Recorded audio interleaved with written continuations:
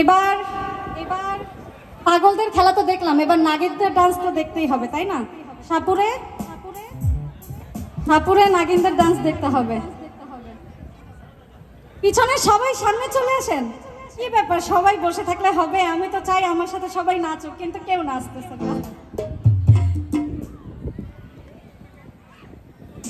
বাপুরা হাম সাপুরে হে, কোথায় যাহাস বাপুরে হে, আয় বাবা দেখে যা, একটু পলক ফেলে যা।